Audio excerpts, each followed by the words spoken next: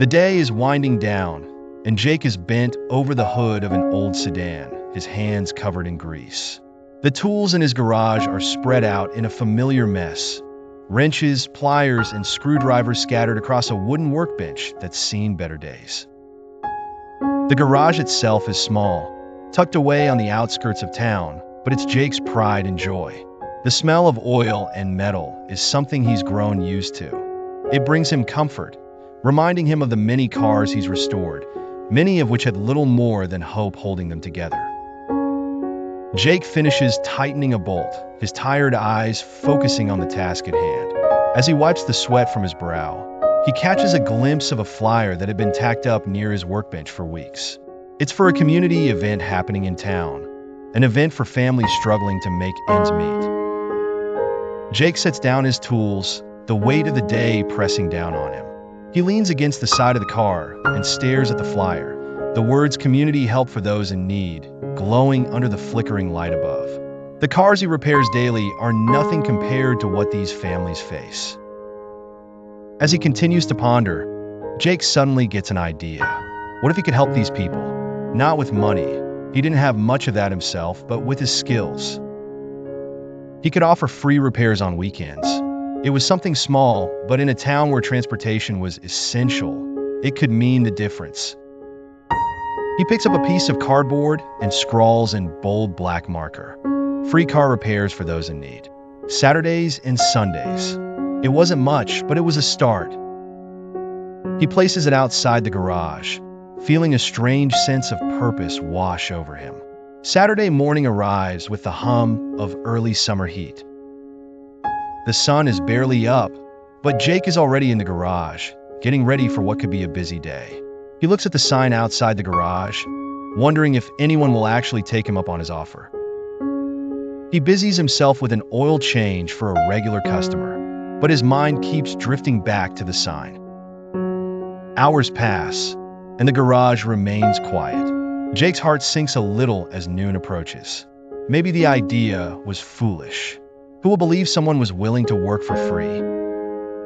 Just as he's about to close up for lunch, a rusty station wagon limps into the driveway, sputtering like it's on its last legs.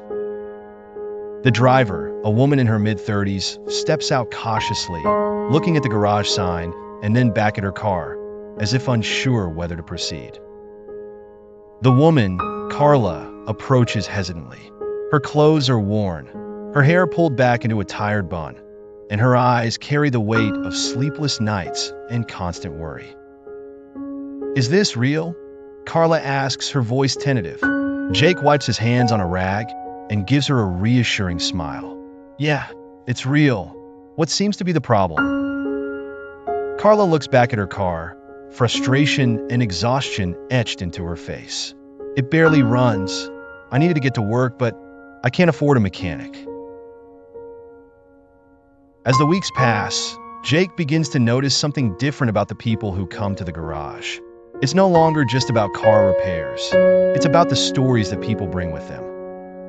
Each person who drives and carries their own struggles, hopes, and challenges. And Jake realizes that the garage has become more than just a place to fix cars. It's become a safe space for people to connect. One Saturday, as Jake works on a battered sedan, an older woman named Marcy pulls up in her old, barely functioning car.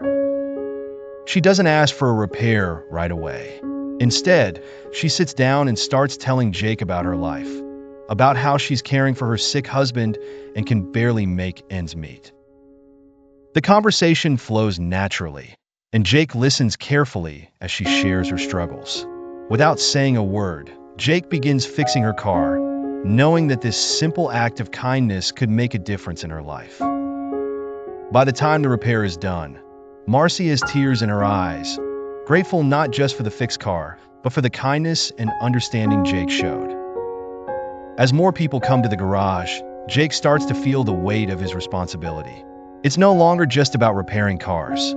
He's become a source of hope for the community. While the work is rewarding, it also starts to take an emotional toll on him. Late one night, Jake sits at his kitchen table, going over the bills. The donations and help from volunteers have kept the garage running, But there are days when he wonders if he's doing enough. The responsibility feels heavier with each passing day. He begins to question if he can keep up with the growing demand. Looking out the window at the moonlit street, Jake sighs, feeling both proud of the work he's done and overwhelmed by the need that still exists. As word about the garage spreads, more volunteers show up to help. One Saturday, a group of high school students arrives, offering to clean the garage and organize parts. They're energetic, excited, and eager to contribute. Jake watches them with a sense of hope. This younger generation is stepping up, ready to help where they can. The students bring a fresh perspective to the work, suggesting new ways to streamline repairs and even setting up a donation drive for parts and supplies.